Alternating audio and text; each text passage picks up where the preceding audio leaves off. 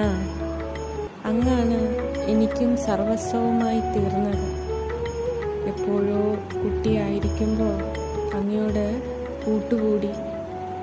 പിന്നീട് എന്നാണ് എന്നറിയില്ല, മൃദുലമായ ആ കൈവിരലുകളിൽ നിന്നും എൻ്റെ പിടി വിട്ടുപോയി. ഭഗവാനെ, എനിക്ക് ഓർക്കാൻ കൂടി വയ്യ.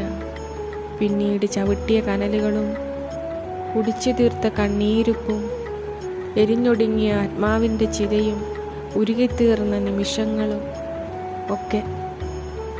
പിന്നെ കാലങ്ങൾ പോകെ ആദ്യമൊരു തുളസീദളമായി അവിടുന്ന് എൻ്റെ മുന്നിലെത്തി.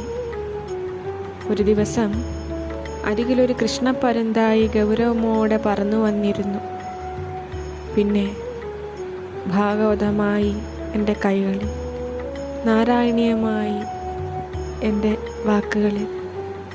ഭഗവാനെ, അങ്ങനെ ആ കുഞ്ഞു പാദങ്ങൾ എൻ്റെ ഹൃദയത്തിലേക്ക് നടന്നു കയറി അവിടെ സ്വസ്ഥമായി ഇരുന്നു.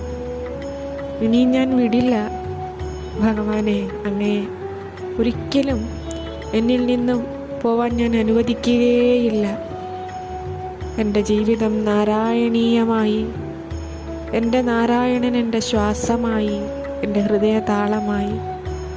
നാരായണ, അവിടുന്ന് മാത്രമാണ് എനിക്ക് ഏക ബന്ധുവായി.